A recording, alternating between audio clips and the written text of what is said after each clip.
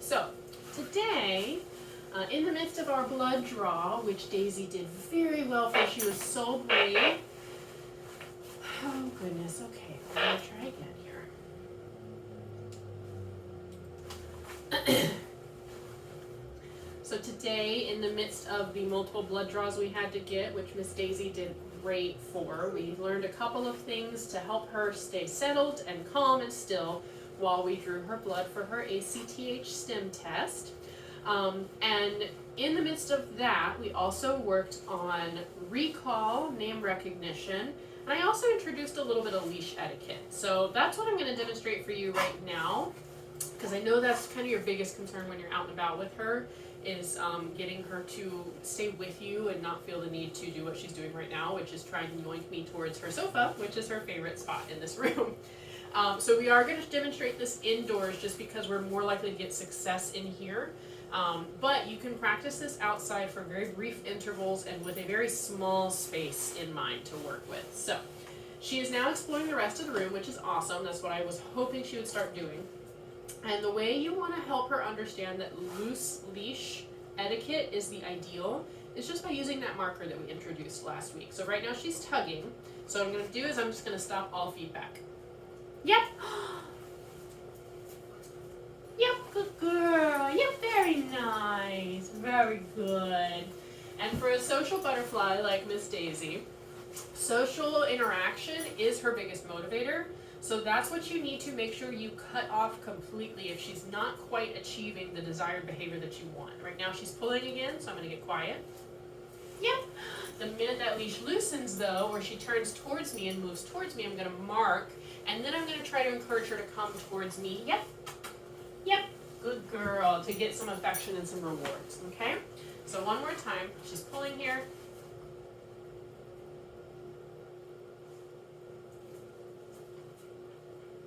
Yep.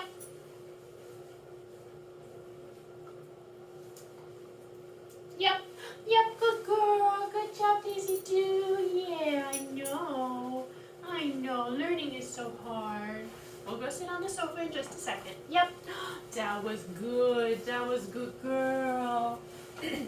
So when you're working with Miss Daisy on leash, you want to keep in mind that a relaxed leash, that is a leash with no tension that can kind of hang a little bit, that's what you're rewarding for, because she feels that tension against her neck. And if you're letting her create that tension and then moving with her to go somewhere, you're telling her that tension is good. Tension is what gets her what she wants, which is usually to try and get back home or get away from something. But we want to stop moving and stop all feedback whenever she creates tension. Don't start talking to her or begging for her to come back right now, like right now when she's pulling, because that's, again, reinforcing the tension. When she creates tension, she gets feedback from you. Instead, you need to remain still and quiet.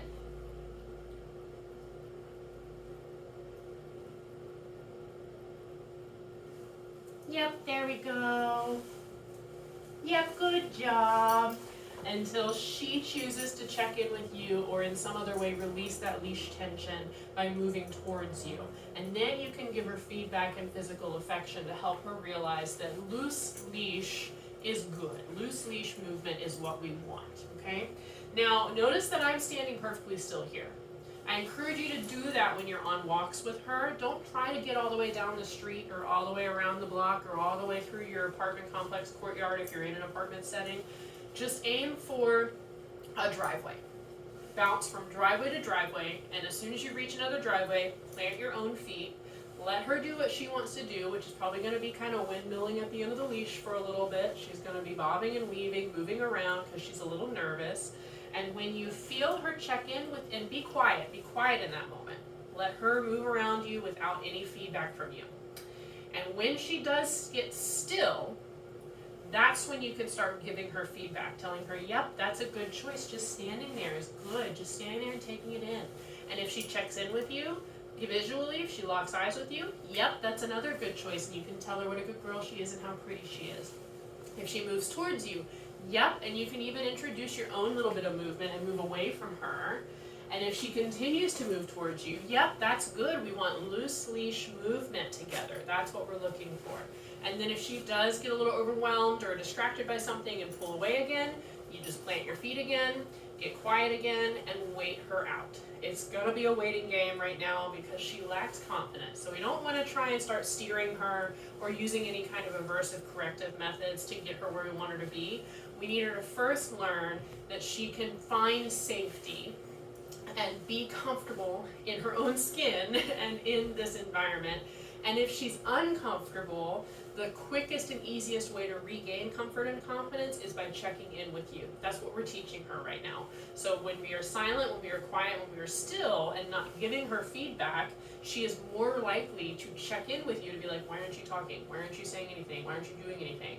And when she checks in with you first, then you can give her what she wants, which is the feedback and the love and the pets. Yes, good girl. She's doing a lot better with her name recognition. I see that she did some work on that over this last week. She was more ready to check in with me when she heard her name. And we also practiced some recall today while she was off leash inside with us. That was kind of hit or miss. She did okay. But sometimes she would get like almost all the way to me or almost all the way to a team member of mine and then would kind of veer off and go somewhere else. So again, in that situation, it's important to cut off any feedback to her. As long as you're in a safe space to let her just kind of roam. If she kind of veers off and doesn't complete the recall behavior, which is coming all the way to you, you need to get still and quiet. Don't beg for her to come. Because that begging, that verbal interaction, is actually reinforcing her. She loves hearing you talk to her. And so it's going to reinforce whatever she's doing in that moment if she hears you telling her, begging for her, calling her name. Okay? She is a smart little lady, and I see this with a lot of Goldens. Their social drive, their drive to be sociable actually can create these curveballs with learning because we end up accidentally rewarding some of the problem behaviors that then escalate into yanking on the leash or just being very distracted and moving around the space. So by realizing that your social interactions are the most motivating reinforcer for her and using those to build a working relationship, you can help build this confident working dog. Okay? You did so well for me, honey. I know you're tired. It's been a long day. Yes, but thank you for laying with me. Thank you for not making a beeline through the sofa, sweetie girl. Yes.